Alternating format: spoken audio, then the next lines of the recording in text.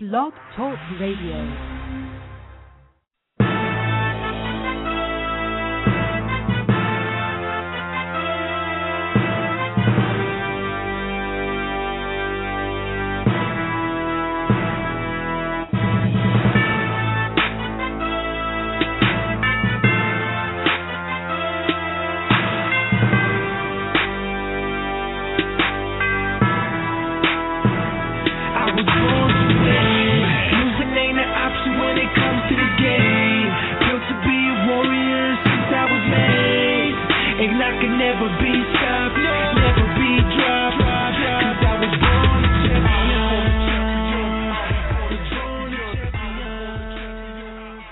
Welcome to Real Combat Media Boxing Radio. This is episode 27. I'm your host, Christy Rosario, here in lovely Los Angeles.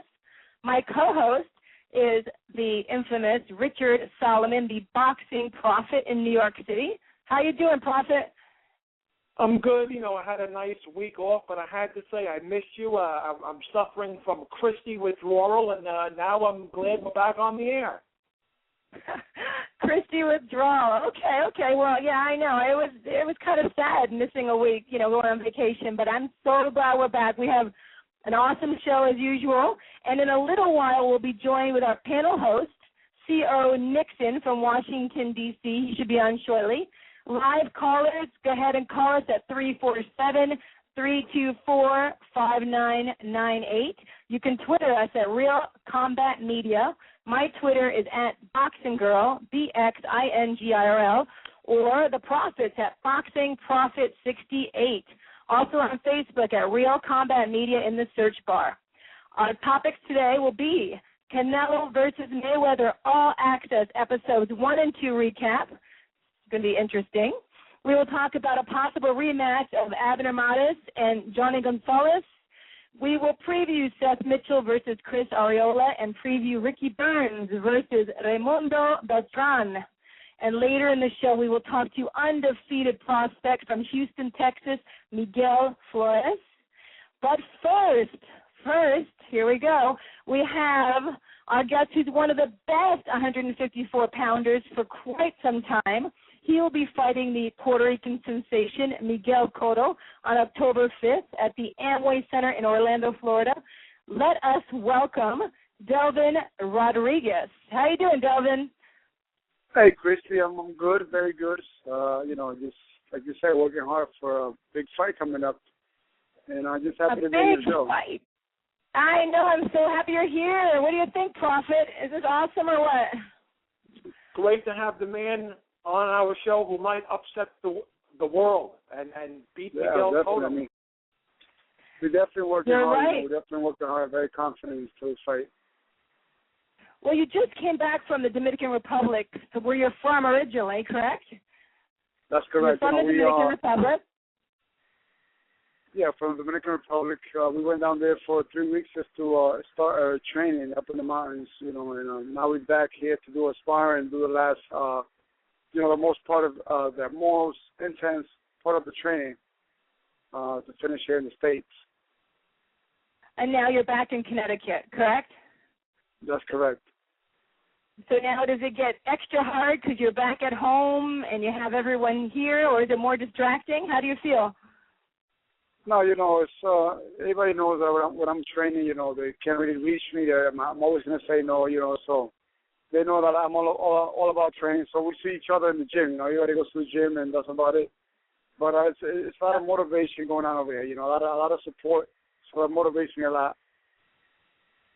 Right. Well, I bet in the Dominican Republic you have a lot of motivation, too. I know I called over there, and your cousins answer the phone, so you have a big family over there?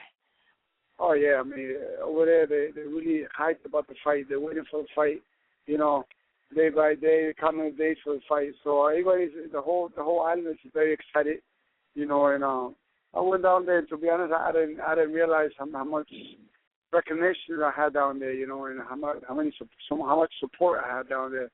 But it was great, man. It was really great. A lot of motivation, like you said, and a lot of support. I'm sure. Do they call you like the Dominican Dream or anything over there? I mean, you're like probably their hero. Come on, you're their hero. yeah, they really saying, so they're all really looking up to me, always talking about, that I'm really going to bring the Dominican Republic name out there when I beat Cotto, So everybody's very excited about the fight.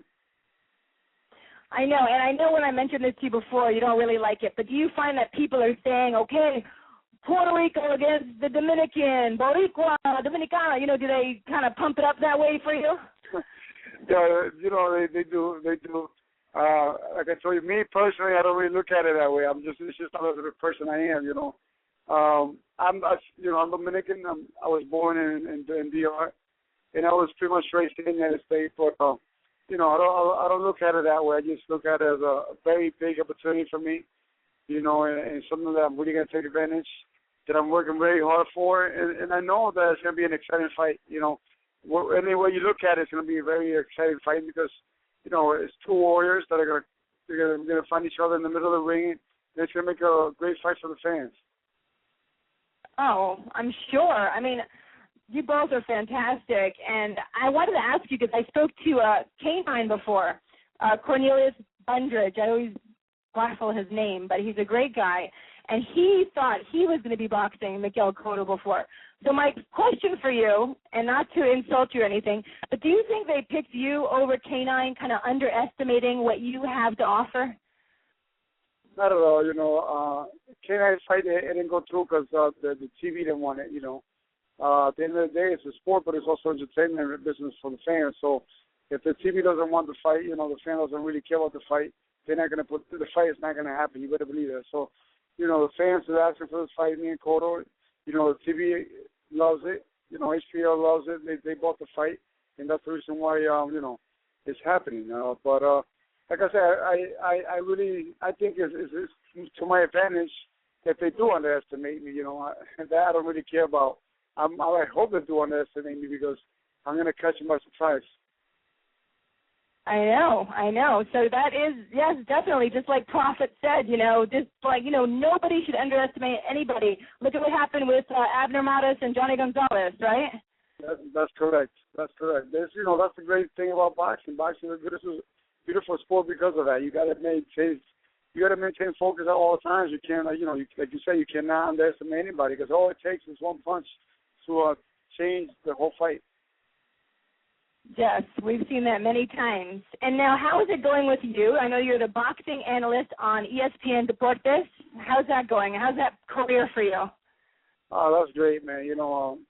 It's such a great opportunity that I'm so grateful to ESPN. They give me the opportunity. Now I've been with them for 2 years now, and I'm just learning each day. Each time, every year, I learn that they like my work.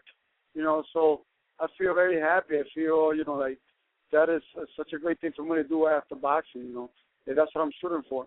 Just trying to get better at my job each day. Okay, so, you're going to keep going with this? You like being the analyst, or would you like to go into color commentating, or where's your little niche, you think? No, I think, I love, boxing is what I know. Boxing is what I live all my life. And each day I'm learning, so, I'm just trying to be the analyst and make the people understand what's going on. Why, when the fight's going on, I want the fans to understand why things happen, and I like doing that. I think I have a lot of knowledge of it, and I think I can be really helpful to the sport. You do, and you speak well, and you're good looking. All those come into play, and so that's helpful for you for the long run when you decide to stop boxing, right, Delvin? Eventually, someday. Yeah. Right? So someday when you decide to stop boxing, then you'll have your broadcasting career to fall back on. Oh, yeah, that's the whole idea, that's the whole plan. That's what I'm shooting for, like I say. I'm happy that I'm learning each day, that ESPN has given me the opportunity and just teaching me, anything that I need, that I feel that I need to learn, they more than willing to teach me. So it's such a great thing. And I bet they're excited about this fight, coming up between you and Miguel Cotto. Oh, yeah, they're going to be covering. They're very excited. My boss is really excited about it. So everything is going great for me right now. It's all up to me now to just, put in the hard work and make it happen. I'm sure you'll make it happen. And, I know we have Prophet who's sitting there waiting to ask a question. So, Prophet, why don't you jump in here? Sure, and it's always good to know that my host, Christy, thinks that Delvin Rodriguez is a very handsome young man. Might I say you have a little bit of a crush on Delvin Rodriguez? Well, thank you. Okay. I think I got to try to keep it that way. Yes, well, I first noticed you, Delvin, in that epic war with Pavel Wolik on ESPN2. It was probably one of the best fights that I've seen ever on the network. It was a draw. All knowledgeable boxing fans like myself had you winning. And then in the rematch, you actually fought, Miguel Cotto, Antonio Margarito undercard, in which you soundly beat Wolik in the rematch. Did you ever think in your wildest dreams that after beating Wolik that you would eventually be facing Cotto years later on HBO? To be honest, yeah, I think I just had a feeling that someday I was going to face Cotto, I wasn't sure when it was going to happen. It caught me by surprise, to be honest, I didn't think it was going to be this soon because, but it happened, and like I said, I had a feeling that it was going to happen. Someday I was going to face Cotto, and I'm very great, I'm very motivated for it. This is a guy that I got to train the best I ever did before, to beat a guy at war like Cotto, I got to fought all the best, so it's a lot of motivation going on right now inside of me. A lot of, my mind is so set to just, go in there and do my best, bring the best out of, I know that he's going to bring the best out of Delvin Rodriguez that night. And every fighter does this, and I know you dreaded it. You went overseas earlier in your career, and you lost a couple of heartbreaking fights in South Africa, in Poland, fights that clearly you could have gotten a decision, but it went to the hometown or home country fighter. Did you ever get disenchanted with boxing at any point, saying that, this is BS, I won the fight soundly and they gave it to the wrong guy, maybe I should find another line of business? Oh, yeah, if you watch my fights, and you analyze each fight, for me, I have only lost 2 fights my whole career, but there have been some bad rivalries where I'm like, oh, you know what, forget this. What's the sense of doing this? I killed myself for 2 months in training camp, away from everybody, away from my family and everything, and then you go over there and you fight your heart out, and you don't get the decision. So, you can just imagine how bad of a feeling, what a bad taste that could be for a boxer, It comes to a point where you don't want to do it anymore, where you don't have the motivation anymore to get up in the morning and do your running, When you don't have the motivation anymore to get up and go to the gym. It takes a lot to get through that. It took a lot for me to get through that, But then I told myself, listen, I've been doing this all my life. This is what I'm good at, and it just I feel it in me, I know I have what it takes to become, one of the great ones. So that's what kept me going. Now Miguel Cotto comes into this fight having lost 3 of his last 6, losing to Pacquiao and losing in back-to-back fights to Austin Trout, and he also lost to Floyd Mayweather. He fought well in spots, but the general consensus is that Miguel Cotto might be past his prime. Do you think in order to make a statement against Miguel Cotto that you don't only have to beat Cotto, you have to beat him decisively, maybe even by knockout, to send a message to all the junior middleweights that Delvin Rodriguez has indeed arrived? You know what? You said it. I don't usually talk about that, but, you said it. I agree with you. I don't just have to beat Cotto. I have to beat him convincingly, very convincingly to everybody's eyes. Just not just for the statement, but even to get the decision. Because, to be honest, I'm fighting on his promotion. I'm fighting pretty much on his hometown because he's, that's where he lives in Florida, Orlando. That's like a second Puerto Rican community there, second Puerto Rico there. But, so me, it's, I'm focused. I'm very, I feel very strong. I feel very, very motivated. I feel confident that I have all it takes to beat Miguel Cotto convincingly, maybe even stop him. And in your fights with Arnudis and Thea Payne and Wolik, you proved that not only can you box beautifully from the outside, but you can also trade on the inside without giving away your game plan, because we all know Miguel Cotto is listening. What do you think you bring to the table that'll give Cotto the most trouble? Well, you know that Cotto's a warrior. You know, his whole idea, I know, is just to come for pressure on me. So there's going to be times when I'm going to have to fight inside, you know. So we practicing all that too. You know, I'm not going to be able to keep Cotto all night off me. You know, there's going to be times when he's going to go inside and try to hit me in the body, you know.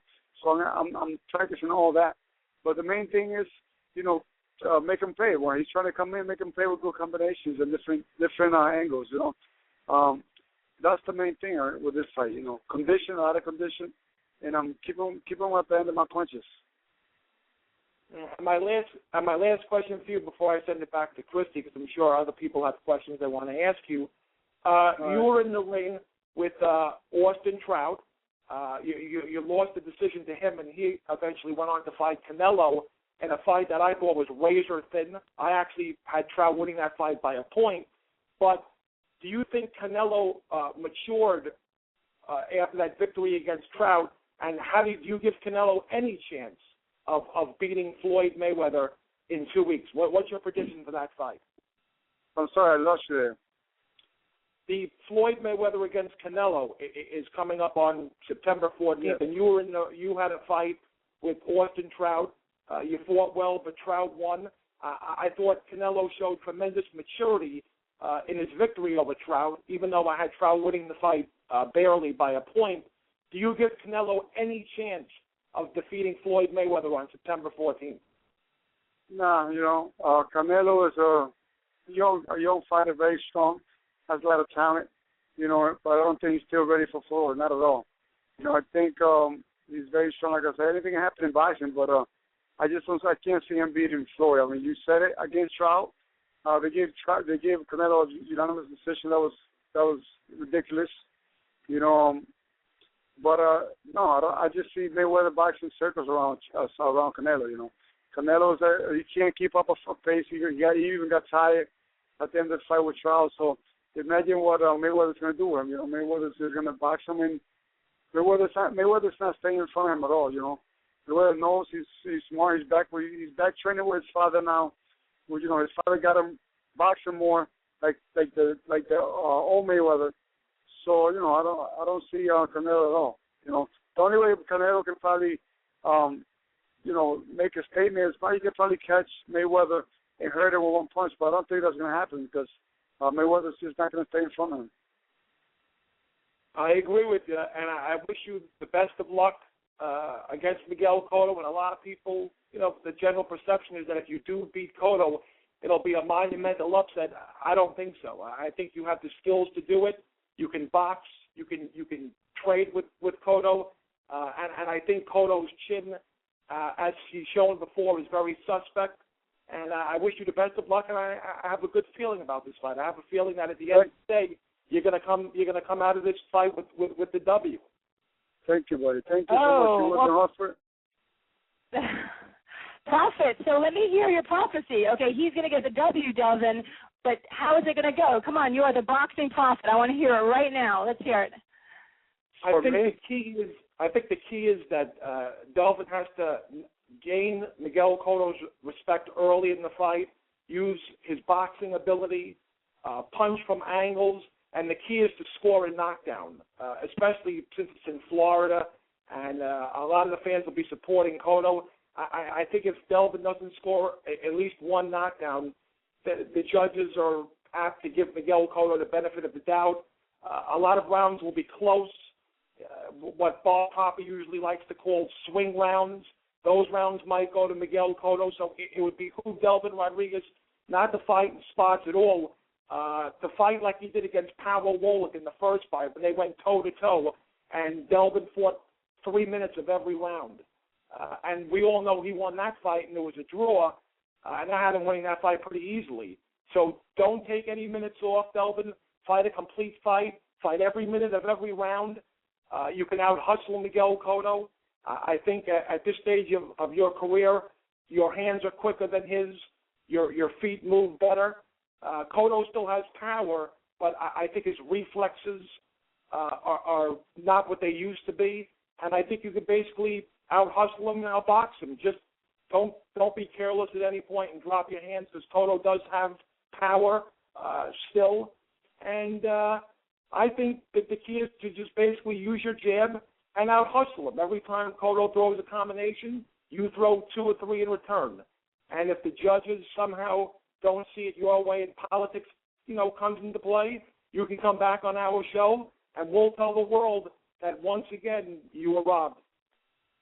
Yep. Sounds good. Sounds good. Prophet, okay.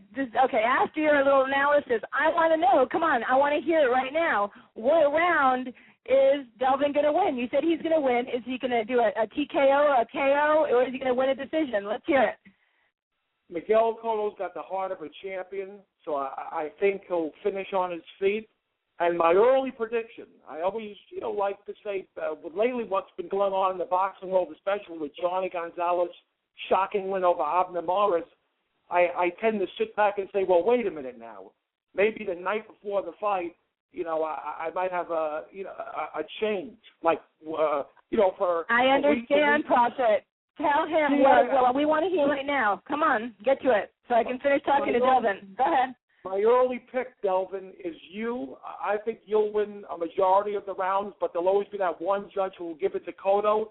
So my early pick, and most likely I'll stick to it, is Delvin Rodriguez by a split decision over a game but outclassed former world champion Miguel Cotto. There you hear that, Delvin? You hear that?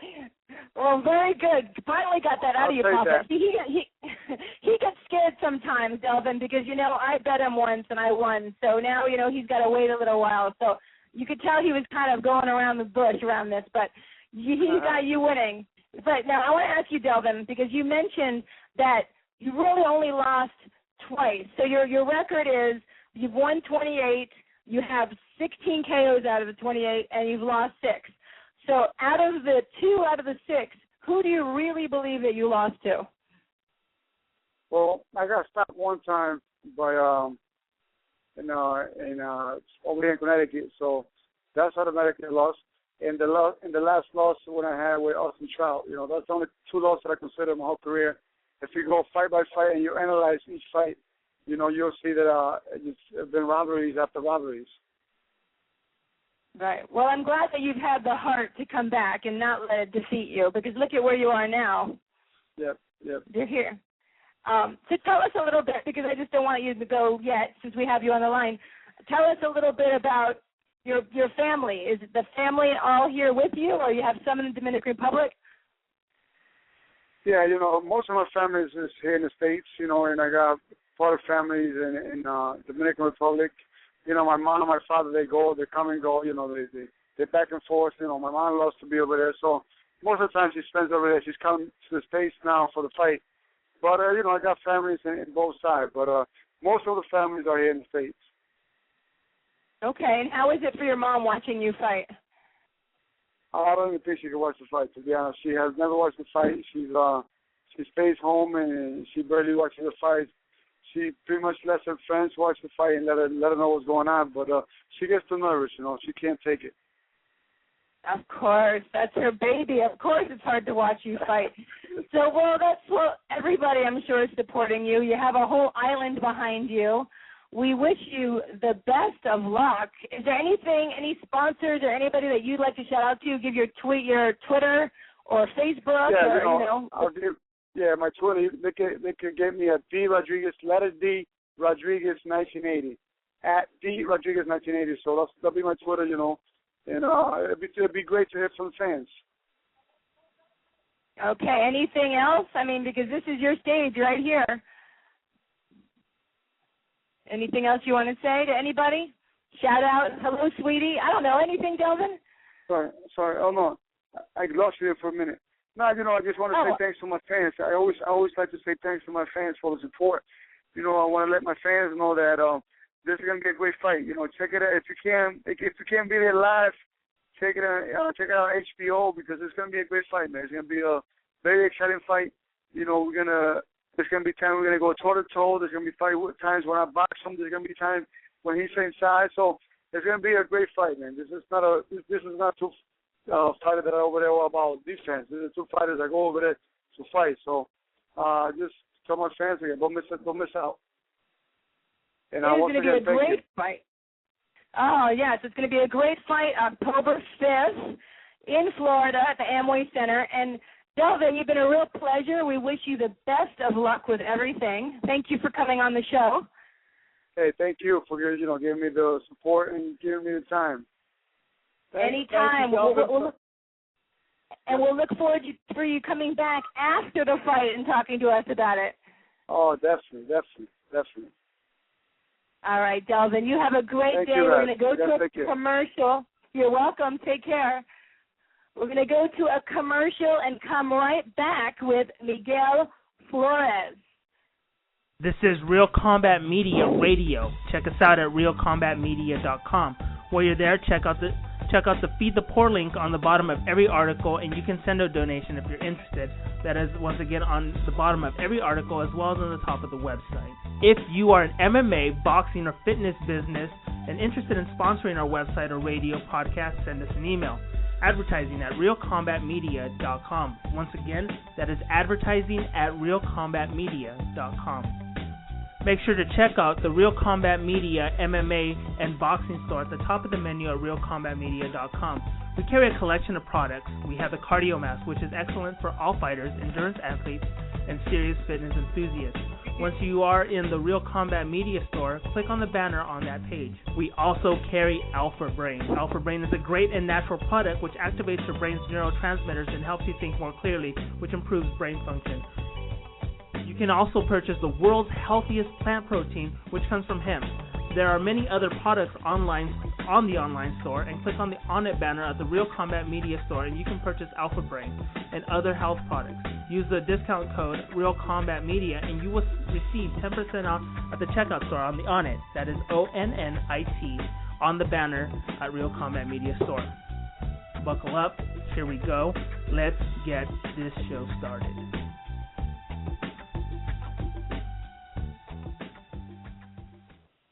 Welcome back to Real Combat Media Boxing Radio. This is episode 27. I'm your host, Christy Rosario, here with the Boxing Prophet and our panel host, C.O. Nixon. You can call us live at 347-324-5998. You can find us on Twitter at Real Combat Media or my Twitter at BoxingGirl, BXINGIRL, or for the Boxing Prophet at BoxingProphet68. Find us on Facebook at Real Combat Media and put that in your search bar. All right, here we are. I want to introduce to you Miguel Flores. How you doing, Miguel? Hey, I'm doing pretty good. How are you guys? Good. Good. Nice to have you on the show. Yes, and then Theo, you're here too as well, aren't you? What was that? I thought we had Theo. Clarence Nixon, are you here? No. I don't know who that is. Okay, well, we're here with Miguel Flores. How are you today? Everything going well? Oh, yes, everything's going perfect. Just waiting on the next day for our next fight. I know. I thought you were supposed to fight September 7th. Yeah, well, that's boxing for you. They give you dates. Sometimes they don't go through, and sometimes you don't have a date, and you have to be ready in 2 weeks to fight. So, it's boxing, so we're just getting ready to see what pops up in the near future. That's right. Miguel is undefeated, 12 wins with 7 KOs, no losses, and your promoter is Golden Boy Promotions, correct? Yes, that's with correct. Oscar De La Hoya? Okay, well, you're with a good promoter there. How's that been for you? Yes, definitely. Did you, as a little boy, did you kind of look up and see Oscar De La Hoya and think, wow, or did you just not even know who he was?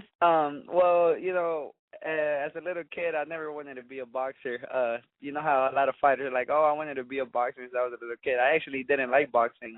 I joined boxing because of my dad, and of course, yeah, we grew up watching, Oscar De La Hoya, Chavez, and all the other good fighters, and of course, we looked up to him. Oh, of course. So, what sport were you into instead of boxing? I was a little into soccer. I'm Mexican, so I always wanted to be a soccer player. And my dad, my older brother used to box, so I used to go to the gym with him a lot. So that's how he got into me. I watched the fame he got, and that kind of, I was like looking into it. I was like, hey, it may not be a bad sport.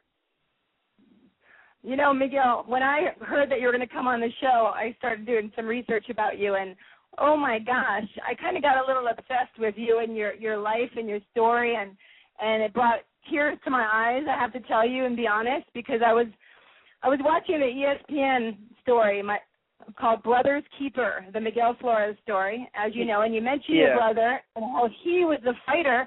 I'm going to mention him, and I want to mention that Ben Flores he was going for the NABF Super Bantamweight title. He had won 19 with 6 KOs, and he had only lost 4. This story is heartbreaking. I mean, you were a little boy. You went to boxing because of your brother, and oh my gosh. I mean, well, it was really interesting because what I liked about the stories I read was that how you were a little kid, and is it true that they kind of tricked you at first and thought you were sparring instead of in real boxing matches?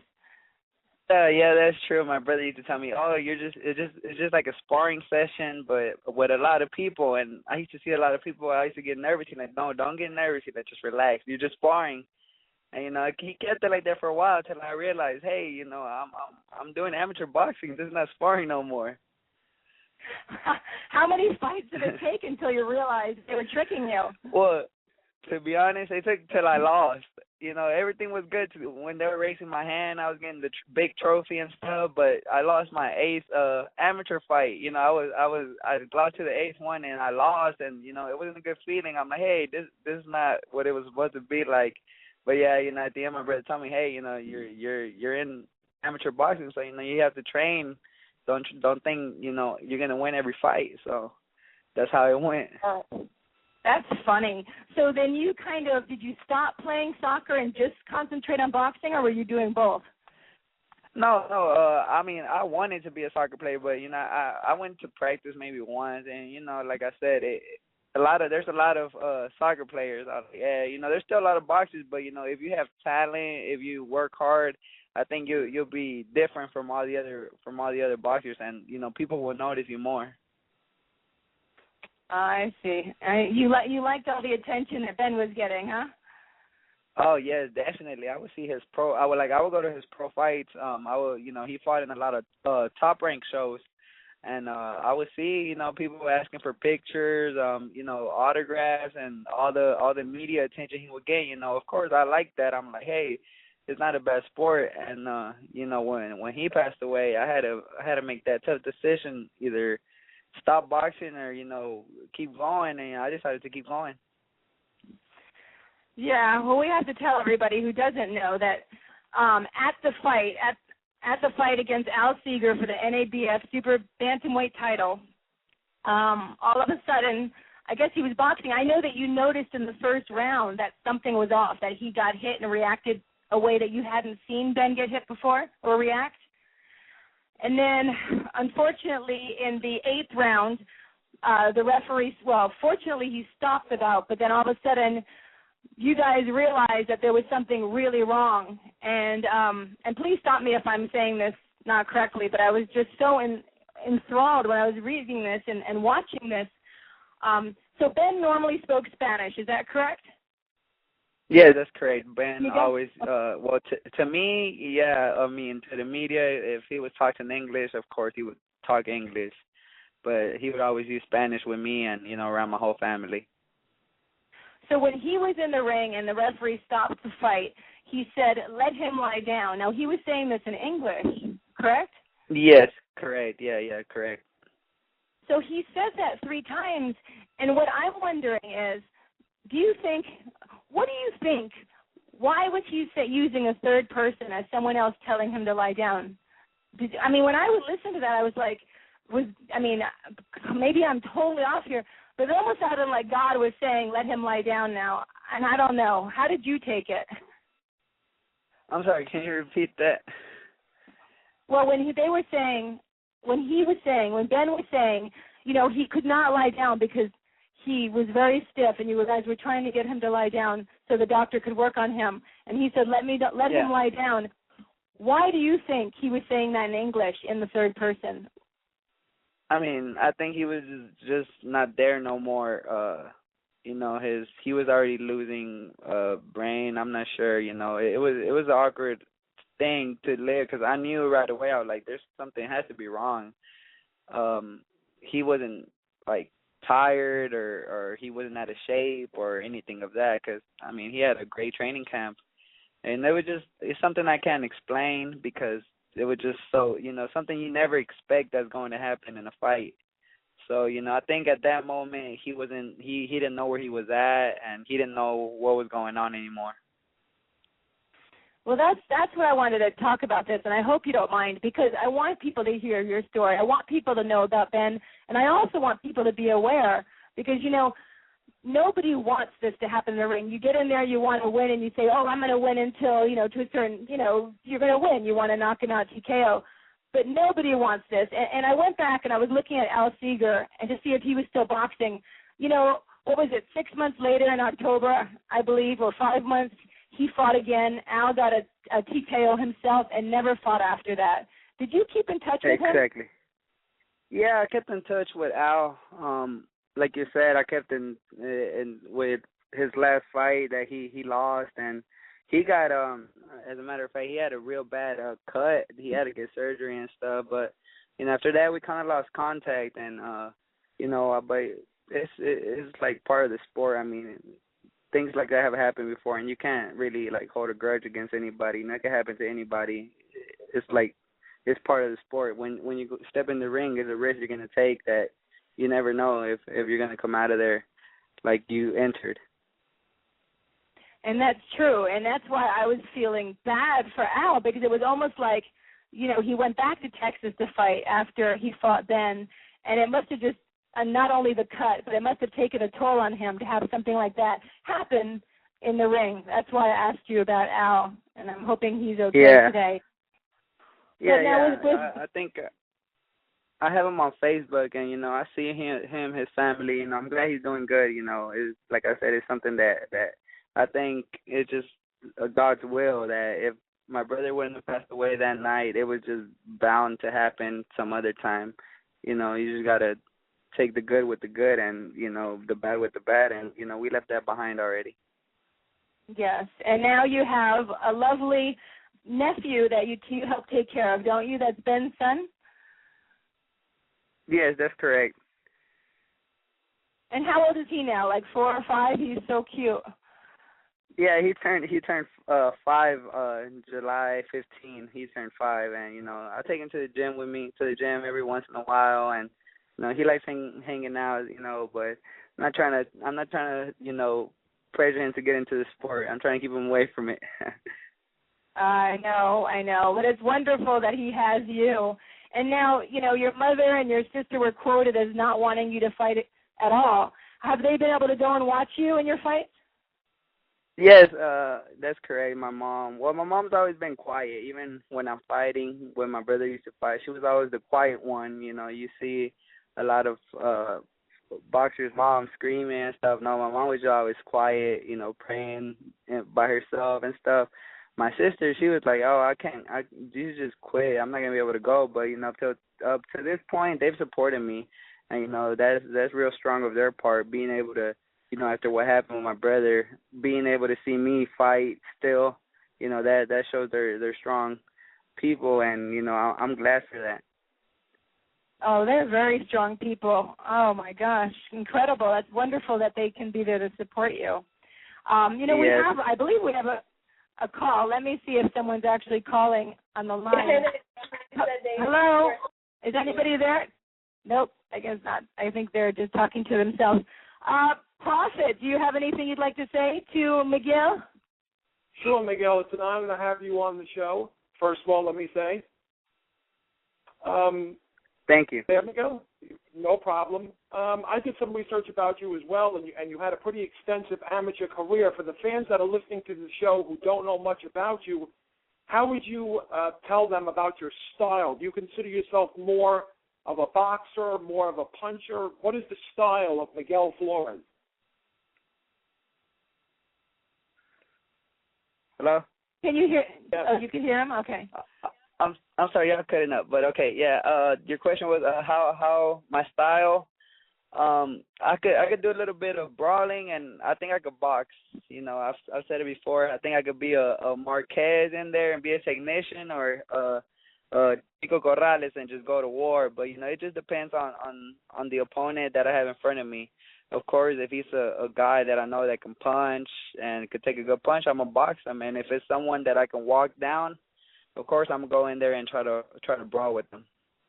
Right, and obviously, you know, you're the early stages of your career, only 12 fights, but with the pointless feud between Golden Boy and Top Rank, do you think that you'll never get that signature victory anytime soon with that feud going on? No, I think that'll end soon. I'm pretty sure. I mean, they'll have to end it soon. There's too many great champions out there that should be going against each other. So hopefully, like you said, I'm young. I still have 12 fights. I barely have 12 fights.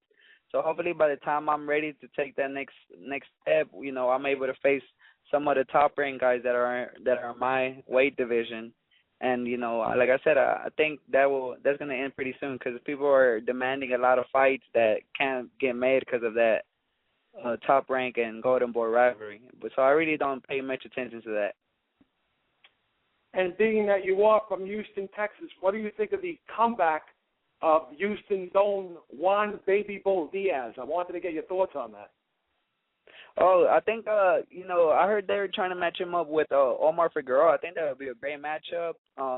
You know, I still think Juan got some fights left in him. You know, I think if he gets 2 more fights, I think he'll be ready for Figueroa, and I think he'll give Figueroa a good fight.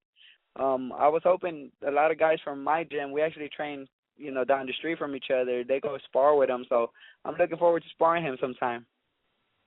And you are campaigning, correct, right now as a featherweight? Yes, that's correct. Yeah, 126. Right, and this is the year, I call it 2013, the year of the upsets. I mean, with Abner Morris going down last week and Rigondeaux basically embarrassing Donaire, and then you have, you know, Rigo's coming-of-age party where he beat Donaire, and Mikey Garcia is also slowly but surely becoming a superstar. Eventually, when you get enough wins on your resume, what is your dream fight? Who would you like to fight at featherweight, anywhere, you know, in those weight classes? Yeah, like you said, they're all great fighters.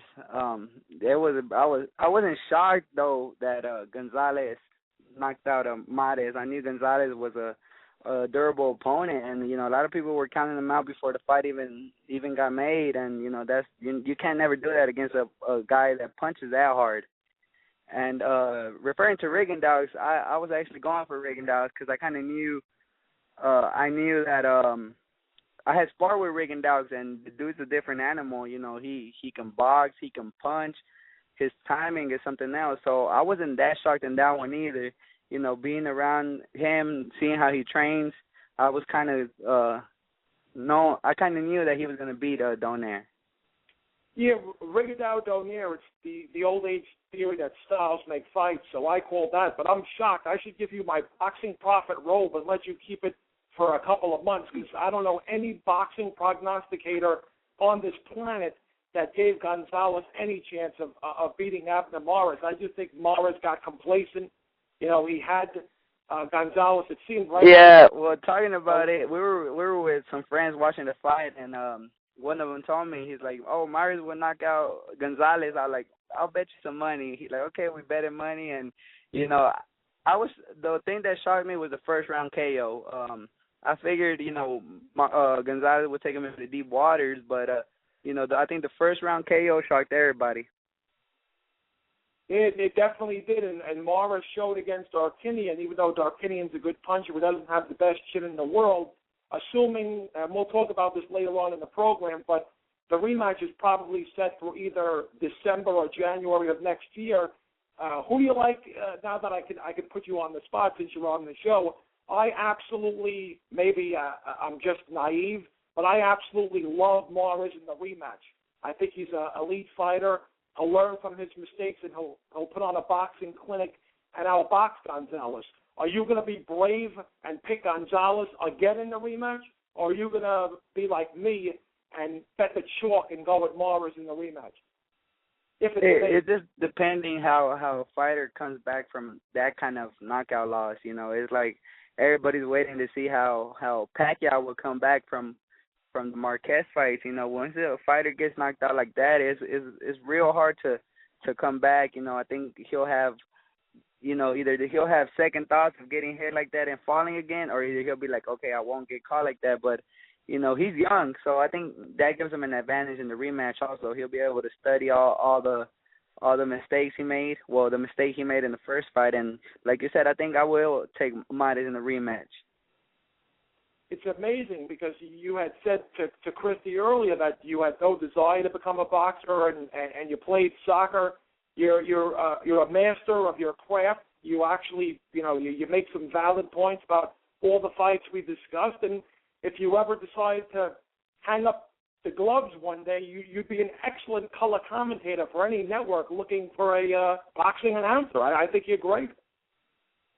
Thank you. Yeah, that's always been my dream too. After boxing, of course, I love boxing, so I would like to stick around and be a commentator, and for one of these networks. I see Ponce de Leon and Paul Malignaggi. They're doing commentating for a lot of good networks. So man, that would be great too in the future. When I'm done with my boxing career.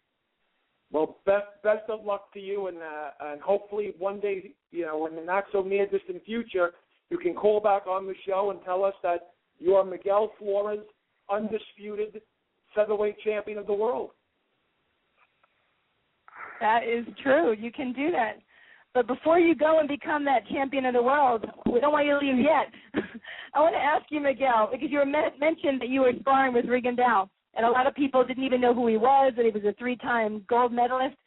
Tell me about that sparring. I mean, does he hit hard? Is it just that he's got great technique? How was it for you? I didn't even know who Rigondeaux was. I had YouTubed him, I'm not gonna lie, and I seen him dropping everybody, even in amateurs, everybody with that left, straight left to the body, and I'm like, hey, it don't look that bad, and when we started sparring, he's a short guy, but his slickness is incredible, and his timing, he'll time you, like he'll know exactly when to throw that punch, and he'll catch you, man. He could punch. That's another thing. A lot of people think he's just fast.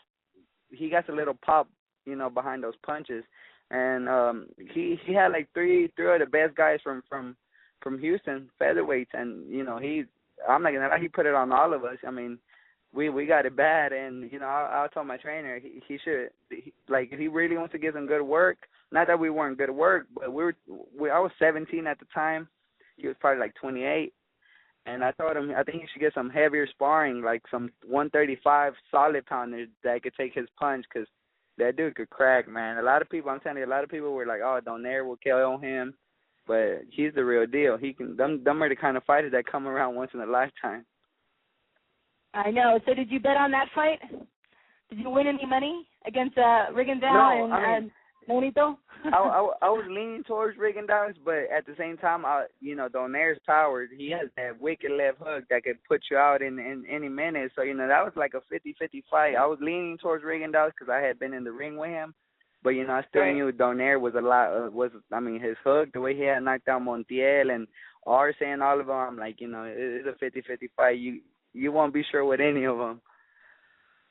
That's true, but weren't you surprised when Nonito, he couldn't do anything with Rigondeaux. He didn't have a plan. He had plan A, no plan B, and Rigondeaux, like you said, he could crack, and he looks like a tall guy. To me, when I was watching him, he was, oh my God, he's so technically sound. So when you watched that, were you surprised, though, that, wow, this is a guy I was in the ring with? I was a little bit surprised, and I didn't feel he did to Donaire. He did that to one of the fighters, and I think also it was a little bit of Donaire's mistake. He fell in love with that left hook, knocking everybody out with that left hook, and I think that's the worst mistake you can make with Rigondeaux, because he will make you mess all night long, and he'll hit you back and be out before you know it. And now, why do you think that Rigondeaux was he beat Nonito, and they don't want to see him with anybody else that he should be really going for titles right now. Why do you think he's not getting the chance that he deserves? Are you there, Miguel? Yeah. Sorry, you keep cutting up every once in a while. Yeah. What was your question again? It was just like, why do you think Guillermo Rigondeaux, why is he not getting the opportunity that he deserves now? I mean, that was no one has any doubts after watching him take apart Nonito Donaire. What do you think? I think it's just his he doesn't have a lot of he's from Cuba, so he don't have a lot of fan base, and he don't do a lot of talking. That's the thing, he's a quiet guy. He'll go in there, do what he has to do, and leave out. You got Mayweather. He'll put a boxing clinic just like Reagan does, but he'll start talking, calling dudes out. He was younger. He was calling De La Hoya out. Nobody even knew who Mayweather was, and I think he built himself up, and I think that would maybe help Reagan out a little bit if he would start calling out names and do how Mares was doing and pushing like a fight with Donaire. Like if Reagan could push a fight with somebody like with Leo Santa Cruz or somebody like that, people will know him and know he's the real deal. Because I think he beats to me he beats all the from 122 to 126. I think he beats all of them. Yeah. What do you think, Prophet? You think we should get Santa Cruz and Rigondeaux together? Well, the dream fight for me originally was Leo Santa Cruz against Abner Mares, but now that Gonzalez shocked the world, the new dream fight would appear to be Santa Cruz against Rigondeaux. I just think it's Rigondeaux's style. It's not that he's not calling out people.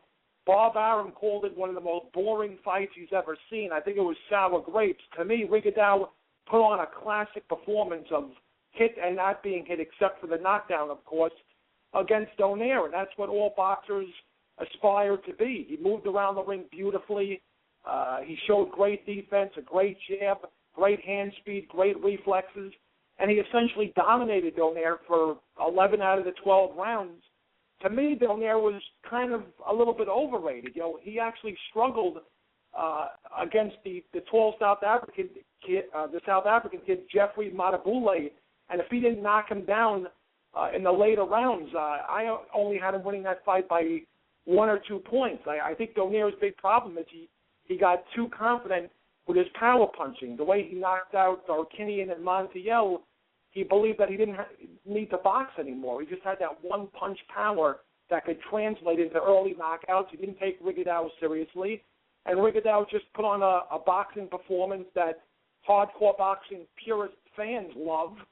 And I think Leo Santa Cruz needs to take a couple of more serious fights before he's ready for Rigondeaux. He needs to maybe fight some of the upper echelon type fighters before he steps into the ring with Rigondeaux. But from a stylistic point of view, it's a dream fight because you have the ultimate boxer against a guy who really, in Leo Santa Cruz, who loves coming forward, who loves luring people into a street fight.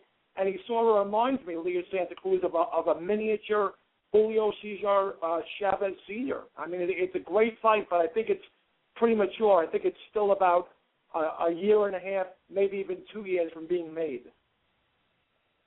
All right. Before we let you go, Miguel, I want to know, are you going for Canelo or for Mayweather? What do you think? I've had a lot of people criticize me, but I'm going with Mayweather 100%. Even though I'm Mexican, I think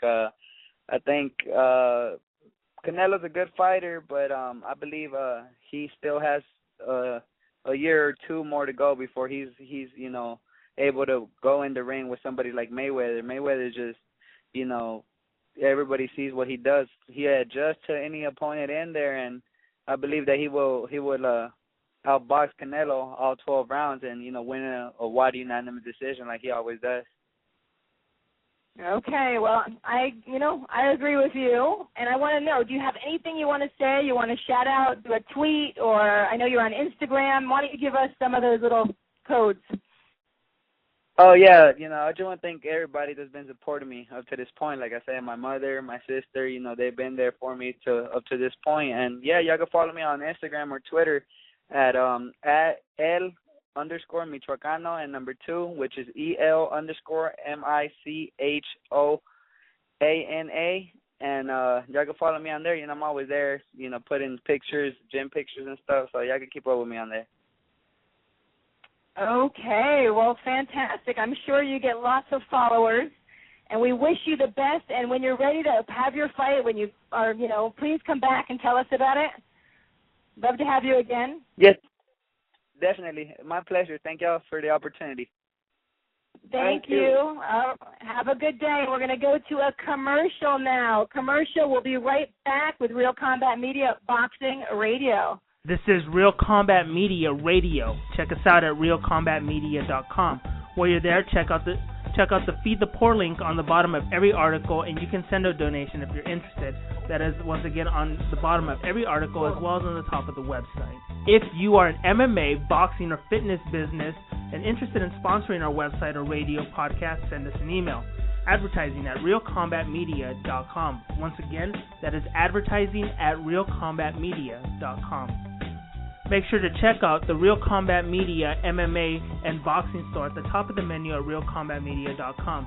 We carry a collection of products. We have the Cardio Mask, which is excellent for all fighters, endurance athletes, and serious fitness enthusiasts. Once you are in the Real Combat Media store, click on the banner on that page. We also carry Alpha Brain. Alpha Brain is a great and natural product which activates your brain's neurotransmitters and helps you think more clearly, which improves brain function. You can also purchase the world's healthiest plant protein, which comes from hemp. There are many other products online on the online store, and click on the On It banner at the Real Combat Media store, and you can purchase Alpha Brain and other health products. Use the discount code Real Combat Media, and you will receive 10% off at the checkout store on the On It. That is ONNIT on the banner at Real Combat Media store. Buckle up. Here we go. Let's get this show started. Welcome back to Real Combat Media Boxing Radio. This is episode 27. I'm your host, Christy Rosario, here in Los Angeles. My co-host is still Richard Solomon, the boxing prophet in New York City. And what did you think? What intelligent guys, huh? Delvin Rodriguez and Miguel Flores. Very much so, and I have to tell you, Miguel Flores is the only person that I've spoken to in the boxing community that picked Johnny Gonzalez over Abner Mares. So my offer still stands. If you get in touch with Miguel and he wants to borrow my boxing prophet role for a month or so, then so be it. He's earned that mantra. No one in the world would have predicted that upset. I'm still shocked by what transpired last week. I'm trying to picture Miguel wearing your robe. I don't know. I can't really see it, though, Prophet. I don't know. Do you have to... What? But we obviously you'd have to cross out my name, and it would have to say Miguel, the boxing prophet Flores, instead of Richard Solomon. But that's just amazing. It goes to show you how knowledgeable he is. Only 12 fights into his professional career, and he has the cojones to tell the world that Johnny Gonzalez is going to knock out Abner Mares, a guy who was in my top 5 pound for pound. Amazing, simply amazing. That's right. All right, but before we get, because we're going to talk all about Johnny Gonzalez, and we're going to talk a little bit about them and Abner Mares, we want to talk about Canelo versus Mayweather All Access episodes 1 and 2. What did you think? Are you enjoying the Showtime show? Does it make sense? Yeah, I'm enjoying it more than I thought I would. I'm all used to HBO 24/7. I think HBO does a much better job than Showtime in promoting its fight. The production values, the music, even the narrator, and oddly enough, the star actor from Ray Donovan, my favorite show on Showtime, does the narration for 24/7. Liv Schreiber, he does the. Oh, he does. You know what? I gotta say that you're right. That voice is really good for 24/7. I know. I like that a lot. But I like the Showtime show. But go ahead. Continue. It's unbelievable. If I was to ever get married, I would want Liv Schreiber to do some sort of narrating for my wedding or something. He's just unbelievable. But I think Showtime made a good decision when they dropped the rapper Common, who was doing previous episodes of 360 Access. I just didn't like him. They hired a pretty good actor, Barry Pepper, who's the new narrator. He's pretty good, not as good as Shriver, but I just enjoyed the second episode. I thought was much better than the first episode. But as I've been saying all along on the show, as the episodes progress, you see the disdain in Richard Schaefer and Oscar De La Hoya's eyes. They want, and their voices, they want, in their worst way, it's almost, dare I say, their wet dream to hand Floyd Mayweather his first professional loss as a pro, whether by hook or by crook. And I've been saying it since day one. Even if Mayweather dominates the fight on our scorecards and wins 8 out of the 12 rounds, 9 out of the 12 rounds, I would just be shocked if one judge didn't give it to Canelo. You see the anger in De La Hoya's voice, but, you know, to a certain extent, I don't want to contradict myself, just because you haven't beaten someone doesn't mean you didn't lay out the blueprint to beat him. Oscar De La Hoya, for the first 6 rounds, was beating Floyd Mayweather, was outboxing him, was using his jab, was using lateral movement, confusing Floyd Mayweather. Then he stopped, and Mayweather dominated the last half of the fight and went on to win what many perceive as a controversial split decision victory. Heck, even guys like Zab Judah and DeMarcus Corley earlier in their careers gave Mayweather fits and dominated the early rounds with jabs and boxing ability. So Floyd Mayweather can be beat. There is a blueprint that has been forged by several fighters. The problem is they just don't follow it. And Floyd's greatest asset, and he'll tell you himself, as he's done in the first 2 episodes, is that he has a plan B, and he overcomes every fighter's mistakes, and he knows how to overcome adversity and go on and win fights.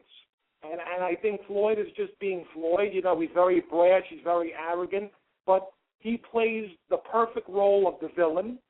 And as far as Canelo goes, it's great to see, especially in episode 2 or here, because they don't really show a lot of it, how Canelo is sending sparring partners to the hospital with broken ribs and fractured shoulders. That's only going to up the ante for the people that don't want to buy the pay-per-view. They'll watch these episodes and be like, wow, Canelo Alvarez hits like a middleweight.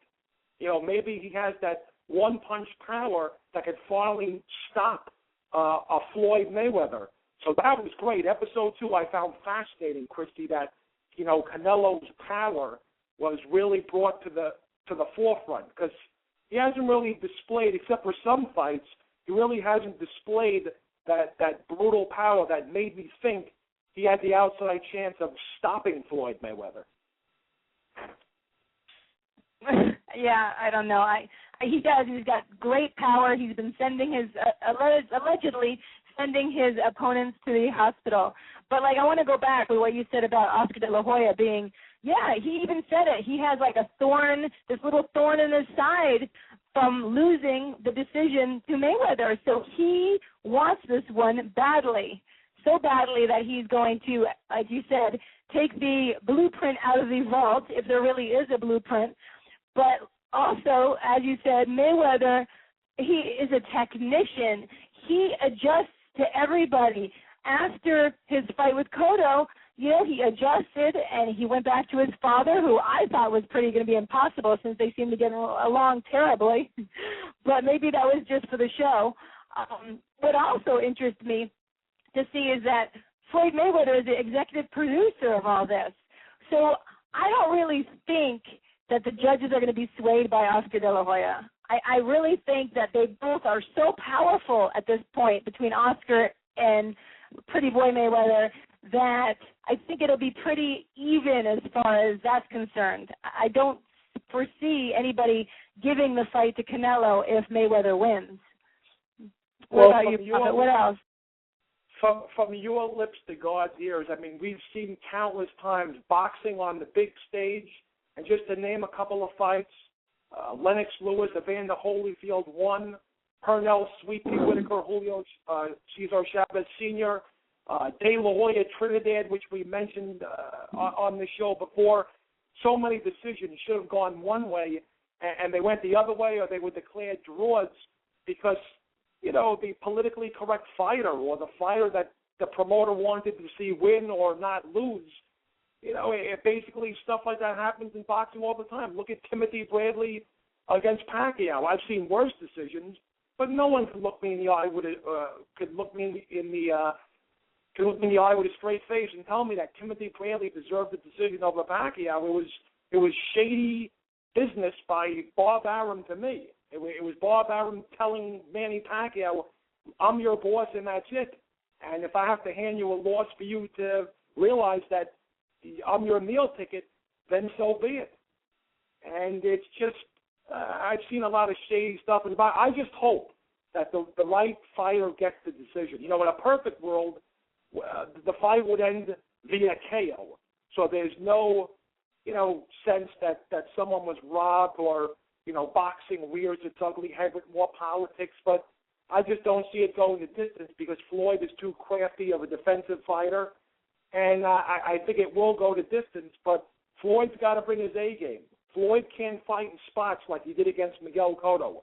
He's got to fight like he did against Robert the Ghost Guerrero. If he fights Canelo the way he did against Miguel Cotto and lays along the ropes and lets Canelo hit him, Canelo's got a 50-50 chance at pulling off this miracle. But if we see Floyd, and that's why he has his dad back in his corner instead of his uncle Roger. Roger's always been more of an offensive trainer, while Floyd's dad preaches more about defense. And Floyd didn't like the way he got hit against Miguel Cotto, so he went back to his father, and, Roger still trains him. It's just that his dad will be in his corner on fight night.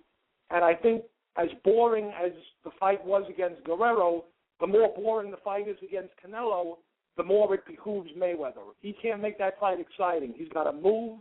He's got to box. Don't stand still at any point during this fight, and especially don't lay along the ropes just to prove that you're some sort of master of defense. Because Canelo does hit hard, and he is a pretty big boy. So I say to Floyd, don't let pride get the best of you. Do what you do best and box. Box circles around this young kid. Well, back to the Showtime access. I enjoy it. I do think I like HBO the way they do their 24/7 better, but I enjoyed because I haven't seen a lot of that Canelo. I haven't seen him and his personality, and I liked it. Him, and he likes a lot of his shoes, and he's riding horses, and you get to see more of a personality than I've ever seen. We see Mayweather all the time. I mean, we know he has his cars, and he obviously is very generous because he's buying watches for all the guys that work for him that look like they're probably $100,000 per watch. But I like to see the behind the scenes of what's going on with the guys. And as far as you were talking about, Bradley and Pacquiao, and of course there's tons of fights that we could talk about and say, wow, we really thought it was a terrible decision. But I feel in this situation with Floyd Mayweather being the highest paid athlete of the year, being who he is, I think he is definitely on the same platform as Oscar De La Hoya. So I think it's pretty even.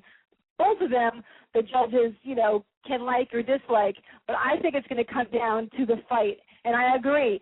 Canelo is very strong. If Mayweather fights Canelo like he fought Cotto, and I do not think that will happen at all, then Canelo would have a chance because he is strong, and I wouldn't even – but Mayweather is very smart, and his father is smart, and they're not going to even – he's going to fight totally differently. Prophet? I agree with you, and I think what was good also, Canelo was portraying himself basically as the, Mexican-American version, or, he kind of reminds me of Oscar De La Hoya when HBO did the Mayweather De La Hoya 24/7. He's like this metrosexual guy who likes, to look good, and he likes his boots. And just when you thought that he was vanilla, just like Oscar De La Hoya, at the end of episode 2, you noticed he impregnated a girl when he was 16, and he had a baby, and they showed the young girl. Well, they didn't really show her on camera, but he said that he liked spending time with his daughter, so he had a kid at a very young age. I don't think he's married, Canelo, but just when you thought that they were going that route, that Canelo's the all-American boy who could do no wrong, it's not really, I guess, wrong to have a kid when you're 16. You know, I'm not one to give lessons in morality or whatever, values, but I'm no role model. But it was just interesting that just when you thought that Canelo could do no wrong, he just, wow, it was like the elephant in the room that he had a kid when he was 16 years old. I just thought that was very interesting. Well, I'm glad you brought that up because, you know, I really liked hearing that because to me he was always kind of like apple pie, even though he's not American, very good. And, you know, not that, like you said, there's nothing wrong with having a kid. You want people to wait. You don't want them to be 16 years old. Please, that's way too young. But accidents happen, and he copped to it. He impregnated a girl at 16, and you can see that he takes care of the daughter. And what I liked was they didn't show the little girl's face.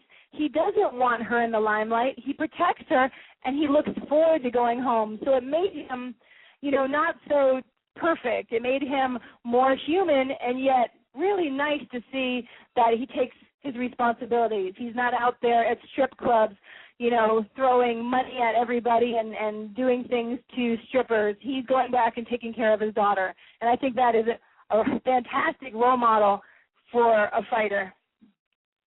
Yeah, it is indeed, and he looks serious. You know, in previous episodes, when they depicted Floyd Mayweather's opponents as being serious, I never really took, in watching all these reality episodes, I never took Victor Ortiz or Robert the Ghost Guerrero seriously, I should say. Their body language on TV was that they were kind of just in it really only for the money. You know, Guerrero's dad was insane. I never believed for a second his dad really thought that he had a chance to beat Floyd. But with Canelo, you know, his manager and the whole team, Canelo, seem like they're very serious. They seem like they have a plan, a mission, you know, a plan B. If plan A doesn't go their way, they have a backup plan. And, you know, for fans that really are debating whether or not they should buy the pay-per-view on September 14th, I think these first two episodes have helped sway the promoters in their favor of buying the fight, because, you know, Canelo is brimming with confidence. He hits hard, and you know, I don't think he's going to win the fight. I don't think he can. I think he's too green. But based on what I saw, the first two episodes are great. You know, I'm not the biggest fan of Showtime All Access 360, but you know, the first two episodes have gone better than I expected. There were two more episodes, and then I believe they'll do the weigh-in Friday, September 13th, live at 6 p.m. And what really needs to be discussed about, I'm going to have to do some research. You know, the fight is at a catch weight of 152 pounds. So I guess after the weigh-in, Canelo can gain all the weight he wants. I don't know. My basic question that I throw out there to everyone, and they can call in, maybe someone can help me out with this. I don't think Canelo has to enter the ring Saturday night at 152 pounds, meaning after the weigh-in, he can go eat, and by the time fight night comes, Canelo may enter the ring at like 170 pounds. And Floyd never really weighs for any of his fights more than, 151. So it is conceivable that fight night, Canelo Alvarez may have as high as a 19-pound weight advantage by the time the bell sounds to start round one. I don't know if it's written in the contract that Canelo has to come into the ring fight night weighing 152.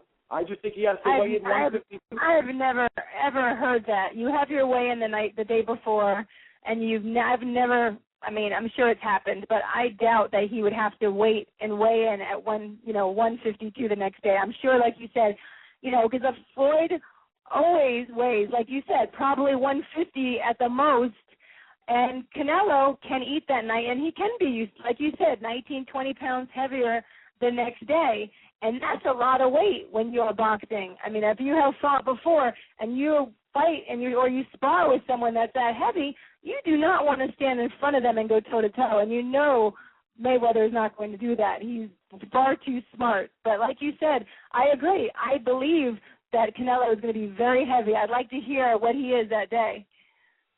It's going to be fascinating. What also was fascinating with episode 2 was the fact that Mayweather's camp, I don't know how truthful it is, brought up the point that it was Canelo's idea for the catch weight, that Floyd wouldn't have minded fighting at 154, that Canelo's camp told Boxing Scene that he would fight Floyd at a catch weight of 152 pounds, and Leonard Ellerbe said Floyd's not stupid. If Canelo wants to fight at a catch weight, that's fine with him.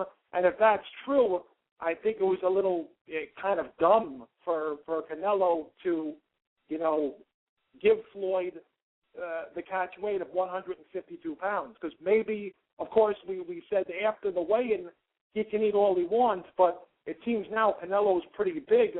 I just hope he's not, after the fight, I just hope Canelo, if he does indeed lose, divulge to everyone, I had to, starve myself to make 152, and I had to drain my body, and that's why some people don't like fights made at catch weights. But I just thought it was interesting, nonetheless, that you would think that it would be Floyd's idea to have the fight at a catch weight of 152, but in essence, we learned on episode 2 that it was Canelo's team that said, we'll fight Floyd at a catch weight of 152 pounds. I thought that was very fascinating.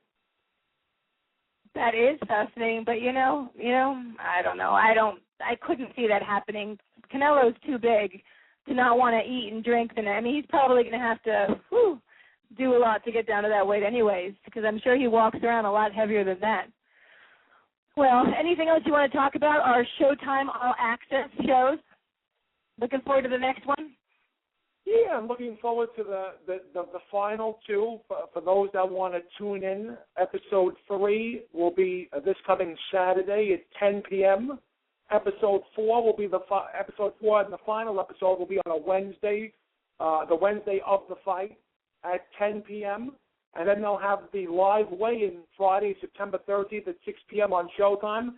And I know you're happy because my sources have told me that Time Warner and Showtime and CBS have ended their dispute. Finally! Yesterday! Yes, oh, my God. And that CBS and Showtime are coming back to the Rosario household, so I bet you're happy. I am so happy. I was so angry. I was going to call Verizon and switch because they did not have Showtime. I had to watch the All Access shows on the computer. I'm so mad at these people because they make so much money and yet they're freezing us out. But yesterday, I got CBS. I can watch my Survivor when it starts on again, and I can watch my boxing because I have Showtime. So I'm happy, very happy. Well, you know what we're going to do? We're going to go to a commercial, and when we come back, we're going to talk about Abner Mares and Johnny Gonzalez. Hopefully they will have a rematch. Seth Mitchell versus Chris Arreola, and a preview of Ricky Burns versus Raimundo Beltran. We will be right back in 1 minute and 32 seconds. This is Real Combat Media Radio. Check us out at realcombatmedia.com. While you're there, check out the Feed the Poor link on the bottom of every article, and you can send a donation if you're interested. That is, once again, on the bottom of every article as well as on the top of the website. If you are an MMA, boxing, or fitness business and interested in sponsoring our website or radio podcast, send us an email. Advertising at realcombatmedia.com. Once again, that is advertising at realcombatmedia.com. Make sure to check out the Real Combat Media MMA and boxing store at the top of the menu at realcombatmedia.com. We carry a collection of products. We have the Cardio Mask, which is excellent for all fighters, endurance athletes, and serious fitness enthusiasts. Once you are in the Real Combat Media store, click on the banner on that page. We also carry Alpha Brain. Alpha Brain is a great and natural product which activates your brain's neurotransmitters and helps you think more clearly, which improves brain function. You can also purchase the world's healthiest plant protein, which comes from hemp. There are many other products online on the online store, and click on the On It banner at the Real Combat Media store, and you can purchase Alpha Brain and other health products. Use the discount code Real Combat Media, and you will receive 10% off at the checkout store on the On It. That is ONNIT on the banner at Real Combat Media store. Buckle up. Here we go. Let's get this show started.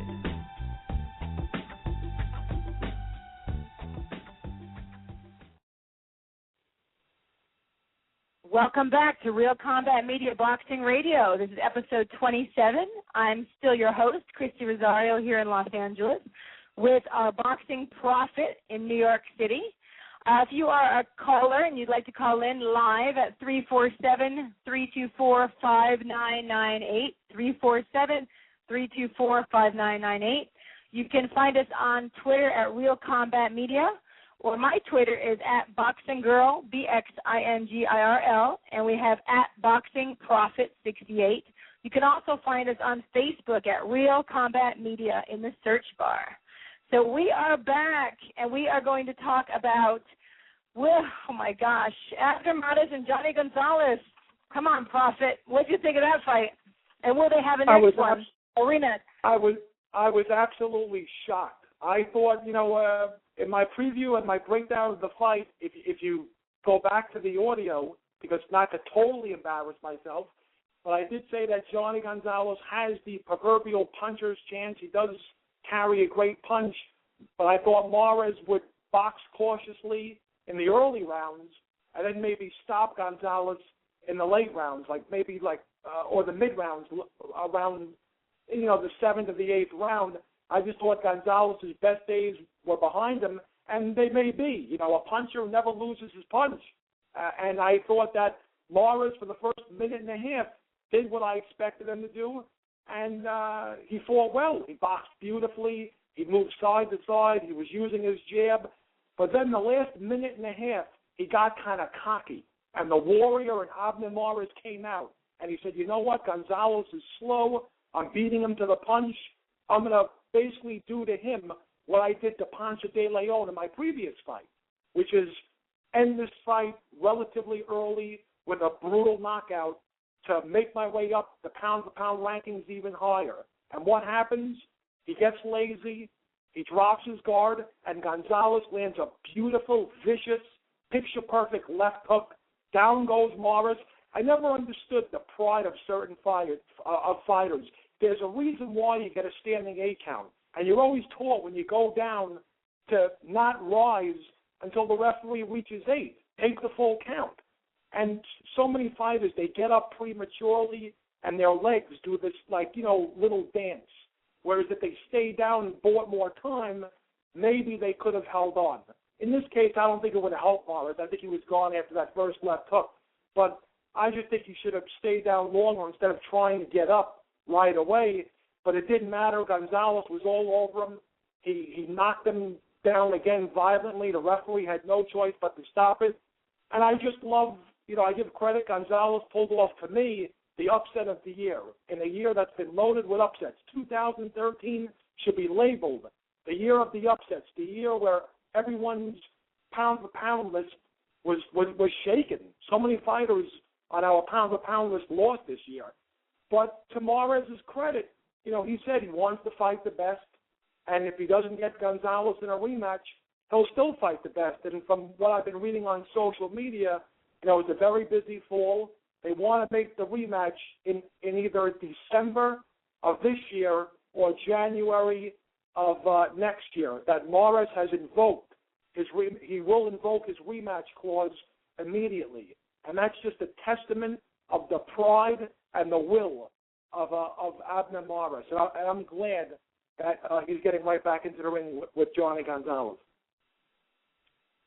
Yeah, well, oh my God. Well, see, when you're talking about that they're down and you want them to, take that 8 count, what I think a lot of fighters are afraid is that if you stay down there, they're going to think or keep looking at you, the referee, and they're going to think that you're out of it. And so there's a good chance that they could just stop the fight right there, even if you're just taking that breath. So I think that's why a lot of times fighters do not take that chance, of staying there, because that is a time really to catch your breath, take those 8 counts.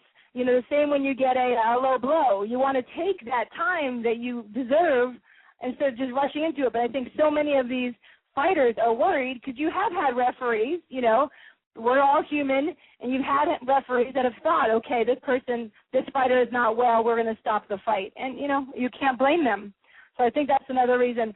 Now, when I saw the fight, oh, my gosh, and then you see it in slow motion, and you see Abner Mares go back and his legs up, and then you hear after that his corner, his people wanted to actually file a grievance. And I'm like, wow, you need to protect your fighter and say, we will go back and have a rematch next time. We are not going to be silly and file a grievance. That obviously the referee did the right decision and stopped that fight. Don't you think? Oh, yes. If you took a look at Morris's face, his eyes were rolling in the back of his head when he went down the second time. And when the ref stopped it, Morris did have a look at the stain on his face because, he's a prideful guy. And I think the rematch will be made. They'll probably give Gonzalez a substantial amount of money.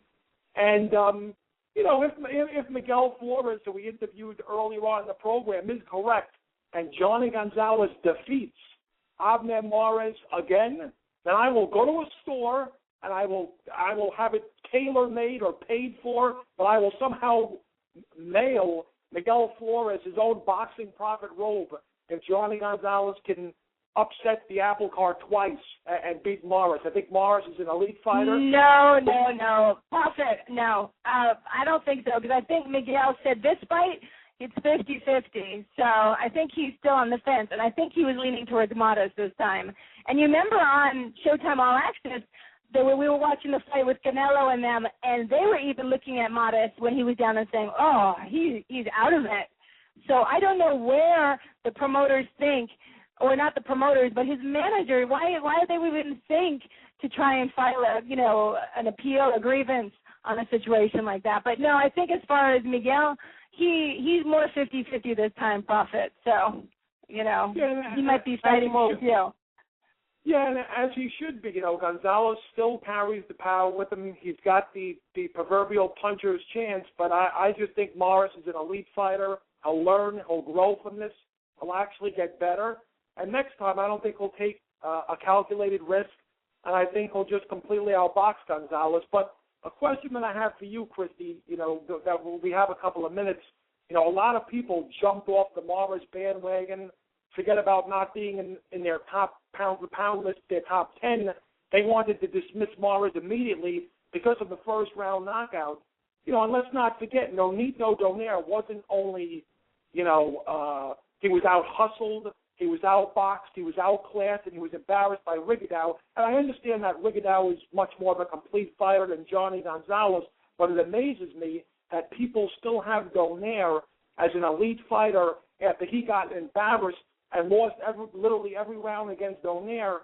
True, Morris was knocked out in the first round, but it was a round he was winning. He got caught. It happens in boxing. So my question to you, Christy, because you're a judge and, you're a fighter, as a fighter, what method would you rather, if you had to lose, would you rather, A, get caught, and some people might say it was a fluke, that, Gonzalez was losing the round handily, he caught Morris, the rest is history, or would you rather get outclassed for 12 rounds, out-hustled, out-boxed, and just embarrassed for 11 out of the 12 rounds?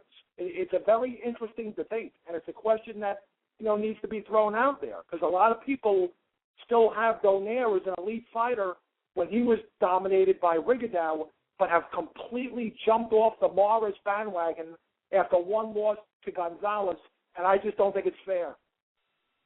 Okay, first of all, I have to give props to Jack Reese, who was the referee. I thought he did a great job. Second, I think it's not fair as well. Abner Morris is a great fighter. Everybody, whether it's in sparring or not, has gotten caught. Look at Pacquiao, and you're not going to put Pacquiao in the back. Pacquiao's going to come back. You watch him against Rios. You're going to see.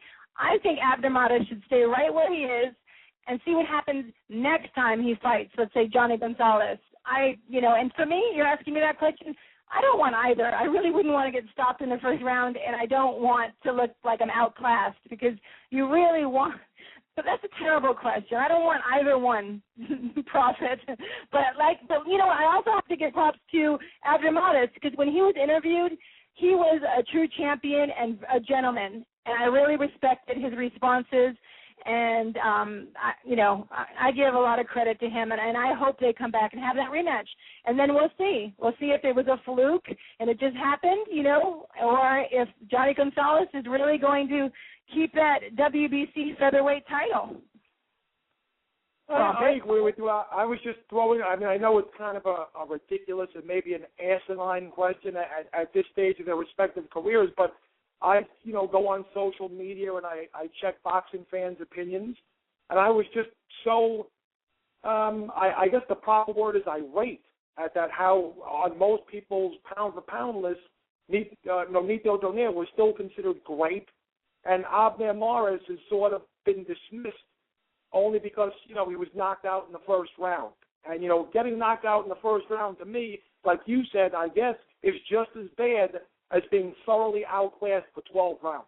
So all I'm saying is if you're going to dismiss Mares, then also dismiss Donaire until both of them come back with signature victories to prove that, they've regained their signature status as elite fighters. That's all I'm trying to say. Okay, all right. Maybe I take it back then. I think it'd be worse to be outclassed the whole time, because you can get caught as a fighter in the first round like Abner did, but to be outclassed and you do not have a plan B or C shows that you are really just a one-dimensional fighter. So as much as I never would want to get knocked out, I think Abner Mares looks better than Nonito Donaire at the moment. That is my opinion. I agree with you, and the only argument that could be made, like I said a couple of minutes ago, is that Rigondeaux is far superior of an opponent than Johnny Gonzalez. So maybe in that sense, losing to Rigondeaux is no shame, whereas losing to a faded Gonzalez, maybe it's a little bit more to, it's a little bit more to get angry about. But I agree with you.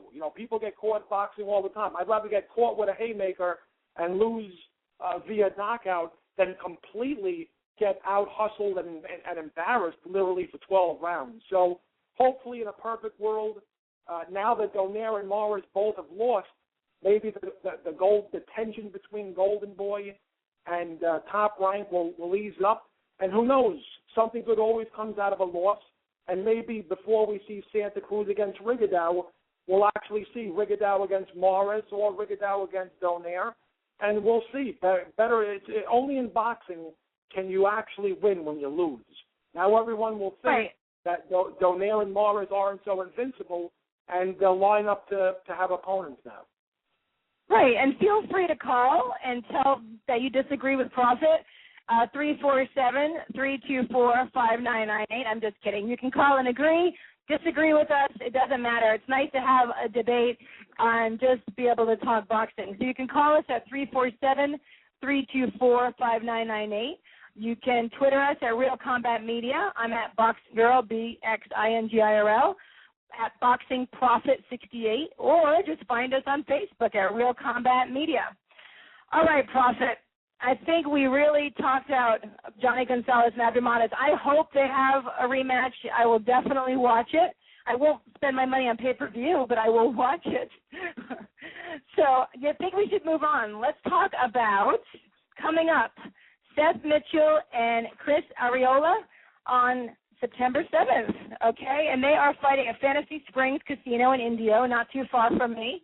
They're going for the WBC International Heavyweight title and a WBO NABO Heavyweight title.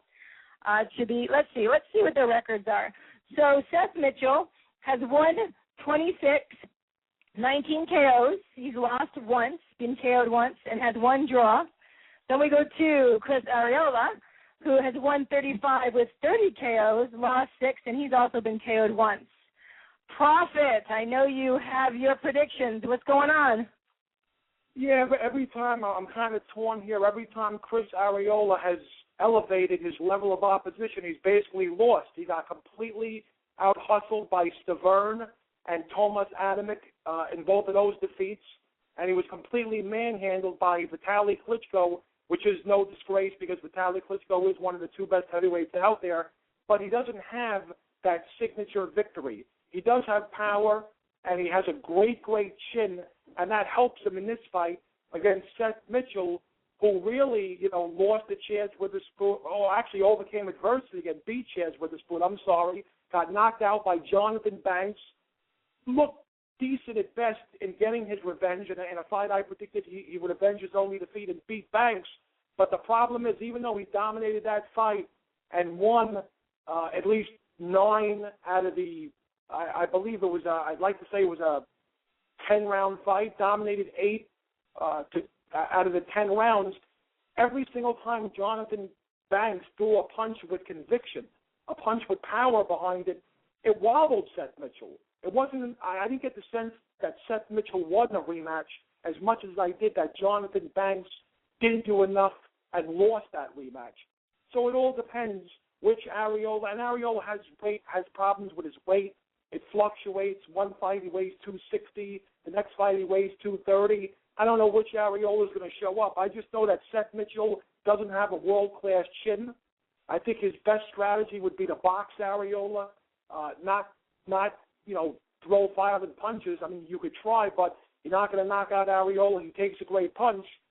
Arreola will gladly take 3 punches in return to land 1. And based on chin and the ability to absorb punishment alone, I think in the battle between 2 career underachievers, Arreola will emerge victorious. I think Mitchell will win the early rounds. He'll box cautiously. He'll use his jab. Every time Arreola hurts him, he'll clinch and hold on for dear life. Arreola will be visibly frustrated in the middle rounds, but eventually he's going to land that haymaker, and that'll be the end of Seth Mitchell. Going into round 7, we'll probably have it 4 rounds to 2 for Seth Mitchell. Arreola will unleash a beautiful left hook on Mitchell's chin, and we'll have another candidate for knockout of the year. Your winner by a come-from-behind 7th-round knockout, Chris Arreola, will finally get that signature win that has eluded him throughout most of his career, as he will stop Seth Mitchell in round number 7 with a picture-perfect left hook to the jaw. Wow. Okay. Yeah, like you said, Arreola sometimes comes in not looking like he's in shape, but man, is he tough, and he's got a chin, he's active, he wants the KO, so, you're never, like, if you pay money to see Chris Arreola fight, you are going to get your money's worth. Plus, with the Stavern fight, didn't he fight, 9 rounds with a broken nose, Prophet? He did. He fought with an ugly, broken nose, and, it was a good test for him, but he just wasn't active enough. When Chris Arreola is active and he throws punches with violent intentions and he's accurate and he throws combinations, he's actually, truth be told, one of the 5 or 6 best heavyweights in the world. His main fault, his main liability is he doesn't punch enough. He follows people around the ring instead of cutting off the ring, and then when he has them in punching range, he doesn't fire off enough shots. He believes in his power too much. You have to throw 3, 4, 5 punch combinations instead of throwing one violent punch at a time. And if he can do that against Seth Mitchell, there's no way in the world Seth Mitchell can withstand Arreola's power. Yeah, I agree with you. Mitchell doesn't have a chin, especially not like Chris Arreola. If Jonathan Banks would have, really fought him, I think the outcome could have been different. Seth Mitchell, he's fought a lot of guys, but has he really fought punchers like Chris Arreola? I don't think so. I think as well that Chris is going to, he is a brawler. He puts his chin up and he goes forward, and man, I don't know where he got that chin, Arreola. He is pretty darn lucky, because Seth Mitchell is going to have to keep his hands down. His hands up, his chin down. And if I was him, I would use my straight punches and keep Chris away. I would move. Like you said, who knows what Chris Arreola we're going to get? If he's going to be in shape, if he's not going to be in shape, no matter what, we know we will get an active fighter. But Mitchell, being the athlete he is, being the ex-football player, he could really, if he is having, using strategy, if he uses his jab, he keeps Chris away and he moves, just don't get caught on that chin, because then I would be really afraid. I don't know. What do you think that Mitchell has to do to win this fight, Prophet? He did it against Banks. The few times that Banks landed and he was in trouble, he held. And that's a message to all boxers. A lot of boxers today, they're too prideful. Paulie Malignaggi said it when Morris got knocked out against Gonzalez. Abner needs to hold. And instead he tried to fight back, and he got caught. Don't let your pride get the better of you. If you are hurt and are in deep trouble of getting knocked out or stopped, hold. You got to hold on for dear life, and I think that's what Mitchell needs to do. He has to frustrate Arreola, get him out of his game plan, jab and hold. As boring as it sounds, John Ruiz went on to win the heavyweight championship of the world with that strategy. He jabbed and he held, and people always say that John Ruiz was the most boring heavyweight that ever lived, but the strategy worked, and he was champion for a reason. So I think that's what Seth Mitchell needs to do to Arreola. Jab, and whenever, Arreola does land and he's hurt, hold on for dear life, use some lateral movement, and frustrate Arreola. Arreola is, very temperamental and gets easily frustrated, and also it's very easy to lure Arreola away from his game plan. He was against Severn, he was frustrated that he couldn't get off, and a lot of those rounds kind of stopped trying. And I think if Mitchell does a lot of holding, maybe Arreola gets that sparring partner syndrome and doesn't fight back. But I do think there will come a time in the fight, I'm predicting around the 7th round, where Arreola does land a haymaker, and Mitchell's chin just won't be able to take it. So I do like Arreola in this fight by a come-from-behind knockout. I do think he just hits too hard for Seth Mitchell. All right, you heard it here. The Boxing Prophet, 7th round KO by Chris Arreola. Well, let's see. I am not a proponent for people to just hold. I find it, like you said, very boring. But I do like when people use their technique and their strategies, and like you said, moving lateral, using his straight punches, Seth Mitchell, and moving. And then when Chris gets wild, Mitchell can keep his hands up. He can block those stupid haymakers, which I hate to see as well.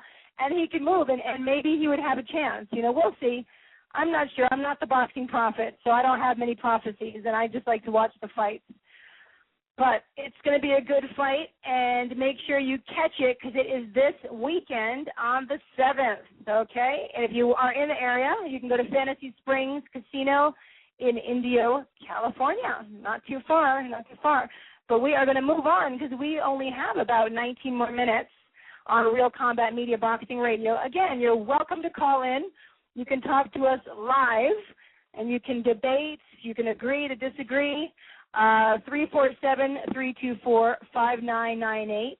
We're at Real Combat Media on Twitter. I'm at Boxing Girl, BXINGIRL, and at Boxing Prophet 68. Also, Real Combat Media in the search bar.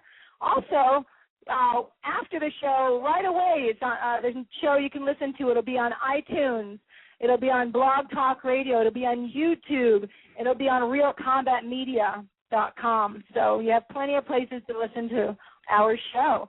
But we're going to move on to Ricky Burns, who is 36 fights, KO'd 11. He's lost 2, and he is fighting Raimundo Beltran, who also, let's see what his record is. He has won 28, 17 KOs, and he's lost 6, and he's been KO'd twice. They will be fighting also on the 7th, and, they're going all the way to Scotland. So they'll be at the Scottish Exhibition Centre in Glasgow, Scotland, in the UK. So if you are in Glasgow, I highly recommend you go watch the fight. But if you are not, which is nice, you can watch it on AWE. You can go to AWE, like AWETV.com.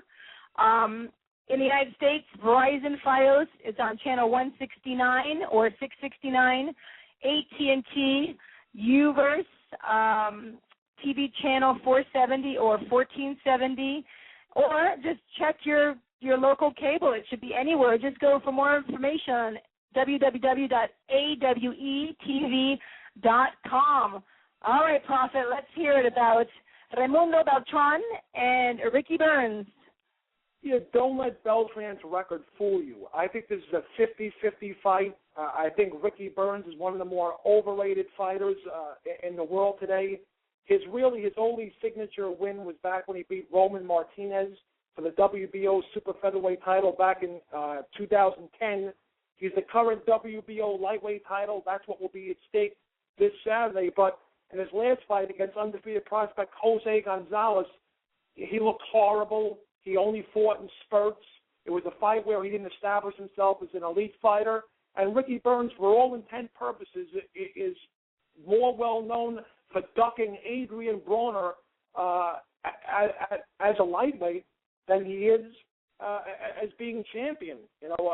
For years and years, Broner was supposed to fight Burns.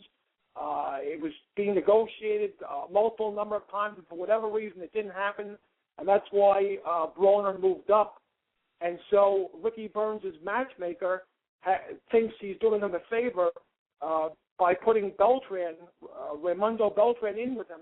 Beltran is best known for being Manny Pacquiao's sparring partner, but he did have a huge win last year, and it was on ESPN when he destroyed Hank Lundy in what the judges perceived as a majority decision win. I thought he dominated Lundy and deserved a unanimous decision win, but nevertheless, Beltran actually has a better resume than Burns, but it's the old age question, Christy, and we spoke to Delvin Rodriguez about this earlier in the program, about going overseas and taking the title from the champion in his own country. Beltran's not going to only have to beat Burns, he's going to have to whip the crap out of him to become the new champion of the world. If this fight goes the distance, I don't see the judges giving Beltran the decision. It's in Burns' home country of Scotland. He's got a huge fan base there. He'll eventually want to unify the lightweight titles, so it would behoove the politically motivated judges to give him the decision. Beltran has 6 losses on his resume.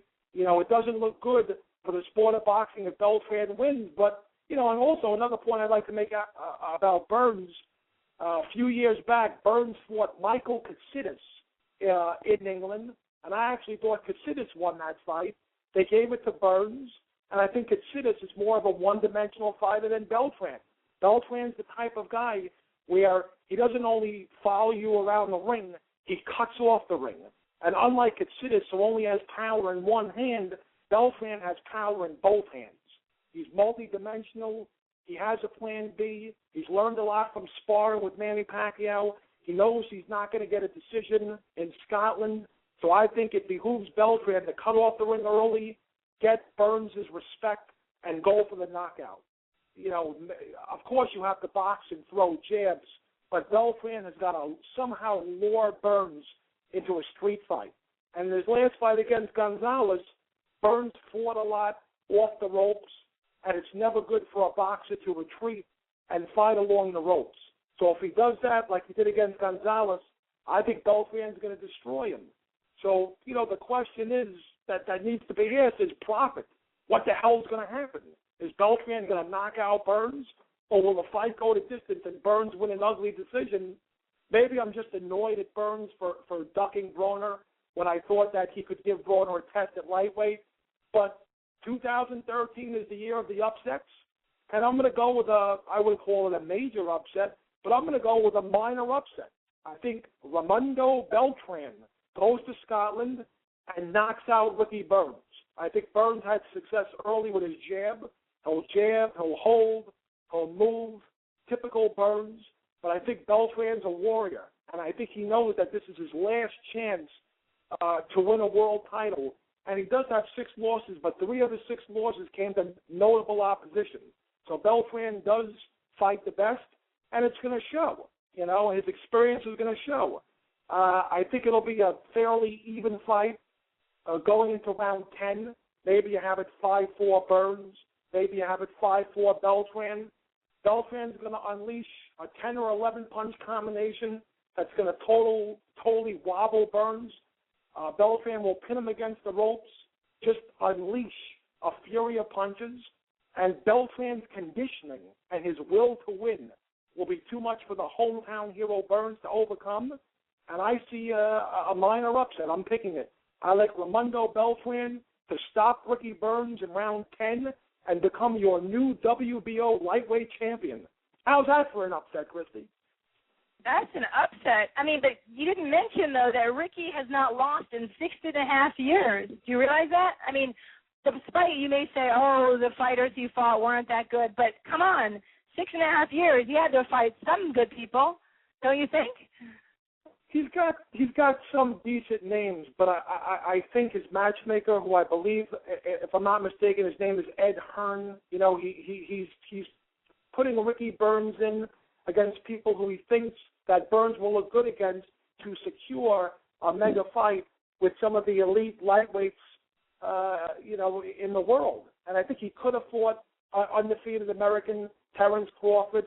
He could have fought Omar Figueroa, but no. Ricky Burns instead is fighting Raimundo Beltran, who has 6 losses on his resume. They're taking a look at Beltran's record, and they think it's easy pickings. And I think sometimes when you think that way, it comes back to bite you in the rear end. And, Burns, true, hasn't lost in 6 years, but just the quality of opposition isn't there. And I think Burns only fights in spurts, where Beltran fights every second of every round, and Beltran's confidence has got to be brimming. He's won 3 fights in a row. Like I said, Hank Lundy, who's a really solid fighter, who I think would beat Ricky Burns, Beltran beat him on ESPN, and like I said, it was a majority decision, but I thought Beltran won that fight easy. If Beltran could beat Hank Lundy, he could beat Ricky Burns. The only weakness I think Beltran has going into this fight is, even though, I said don't look at his 6 losses, he is best known for sparring with Pacquiao. Maybe some of those rounds he gets that sparring partner mentality where instead of cutting off the ring, he just, follows Ricky Burns around the ring and lets Ricky Burns do his thing, jab, moving, and holding. I just think if Beltran gives forth a complete effort, just shows us what he's learned from the years of sparring with Pacquiao, and fights the type of fight, that he did against Lundy, I think he's going to wear down Burns. And also, I implore Beltran to go to the body. You have to go to the body against Burns, because Burns is a mover. He jabs and he moves. Go to the body, throw punches and bunches. You can out-hustle Burns. You can outwork Burns. He doesn't have a tremendous work ethic. And I think it'll help Burns that the fight's in Scotland, so maybe it'll pump him up, and maybe he will bring that energy that was lacking in his last fight with Jose Gonzalez. But I got to tell you, I'm just not sold on Burns. Beltran's not a superstar, but he's got a tremendous work ethic. And I think if he brings that to this fight, he'll pull off the upset and stop Burns in the later rounds. Well, I agree. I mean, I like Raimundo Beltran as well. He's trained by Freddie Roach. Unfortunately, right now in the betting, he is down as an underdog, 3.5 to 1, which I was very, surprised. He is Pacquiao's sparring partner, like you said, and I like Beltran. I like that he's his movement and that he doesn't waste what he's throwing, and he has great technique, and he's a very good fighter. And so I think he's going to have a really, like you said, I think there is a big chance that he can stop Ricky Burns, but Ricky Burns also is no slouch. He has also great technique. He's been fighting for a long time, too. Hasn't lost in 6.5 years. And, I think, nonetheless, I think we're going to have a good fight between the two fighters.